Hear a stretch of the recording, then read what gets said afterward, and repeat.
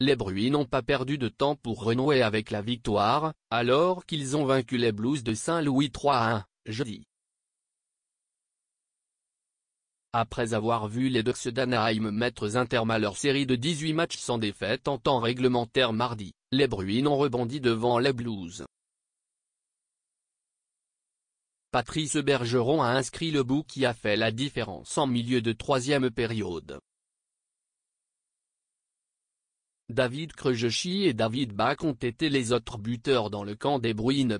Jaden Schwartz a pour sa part atteint le plateau des 15 buts cette saison dans la défaite. Curtis McElhinney a stoppé 25 lancers pour permettre aux Maple Leafs de Toronto de signer un deuxième blanchissage de suite, cette fois par la marque de 4-0 contre les Rangers de New York. James Van Riemsdyk, Patrick Marleau, Zary Mann et Justin Holl ont touché la cible pour aider les Maple Leafs à gagner un quatrième match de suite. Ils ont balayé la série de 3 rencontres contre les Rangers cette saison. McElhinney n'a pas été testé et il a enregistré un 7e blanchissage en carrière et un 2e cette saison. Il survient 24 heures après que Frederik Andersen eut repoussé 25 rondelles dans un gain de 5-0 contre les Islanders de New York. Le gardien des Rangers Henrik Lundqvist a été chassé de la rencontre en début de deuxième période après avoir alloué 4 buts sur 13 tirs.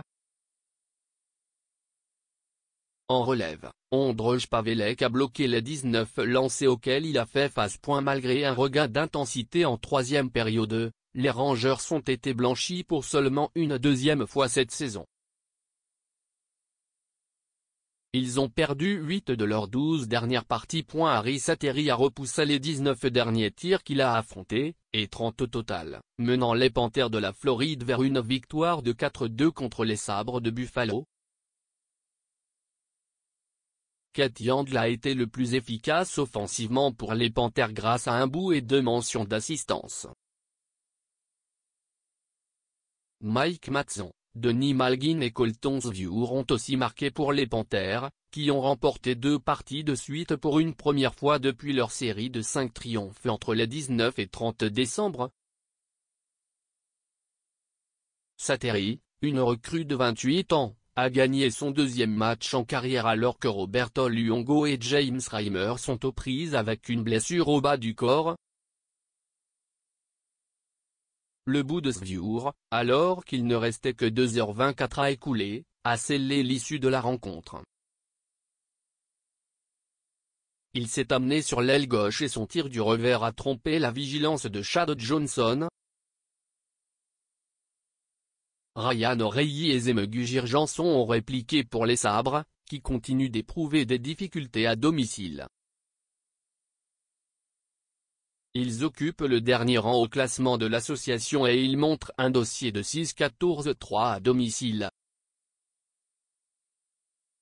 Johnson a stoppé 28 lancers dans la défaite. Nico Hischier a fait dévier une rondelle dans le filet alors qu'il ne restait que 87 secondes à écouler au match et les Devils du New Jersey sont venus de l'arrière pour triompher 4-3 contre les Flyers de Philadelphie.